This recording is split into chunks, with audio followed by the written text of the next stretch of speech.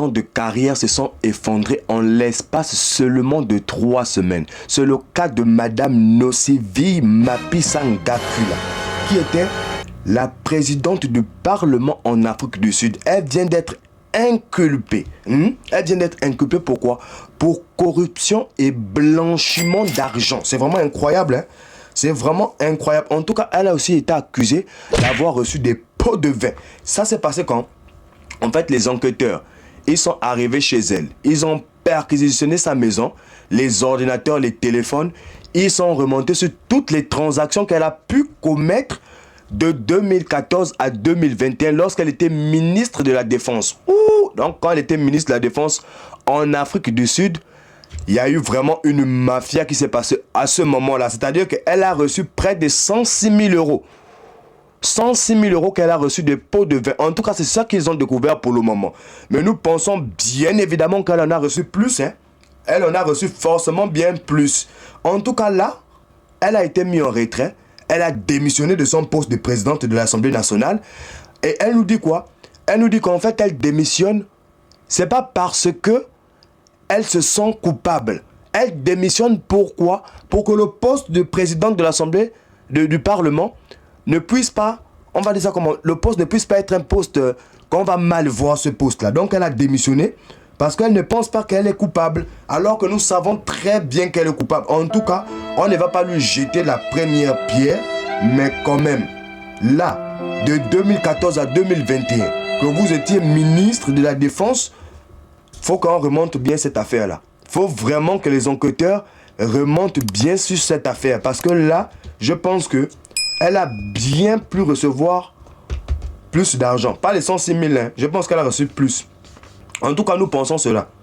Même si ses avocats sont venus raconter autre chose. Et ces avocats aussi, ils ont demandé qu'elle puisse être remise en liberté. Donc là, c'est ce qu'on nous apprend. On apprend qu'elle a été remise en liberté parce qu'elle a payé 2500 euros. Donc la justice en Afrique du Sud, c'est un peu pas comme ça. C'est un peu comme dans différents pays européens. Lorsque tu es inculpé, quel que soit le motif, il suffit que tu payes une certaine somme pour être remis en liberté. Donc on apprend qu'elle a détourné ou elle a reçu près de 106 000 euros et pour sa remise en liberté, elle paye que 2500 euros. Il y a quand même une chose qui est inconcevable dans tout cela. Elle a volé 106 000 ou elle a détourné 106 000 euros. Mais au moins pour qu'elle soit remise en liberté, elle ne peut pas payer que 2500 euros.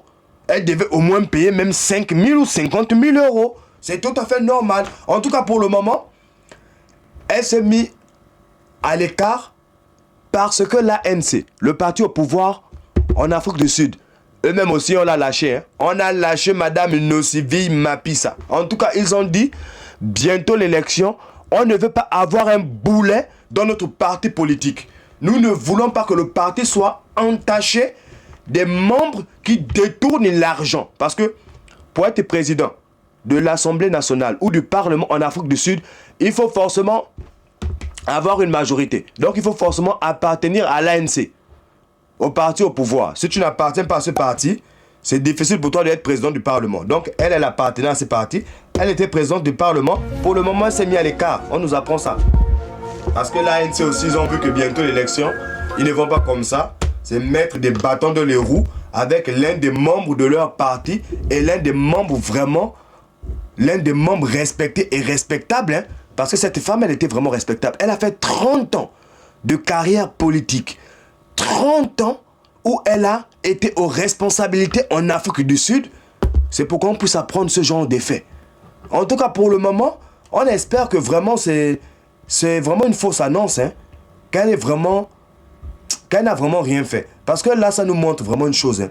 Même les femmes africaines qui sont mises aux responsabilités peuvent toujours amener le continent dans la décadence. Peuvent toujours détourner massivement l'argent. Hein.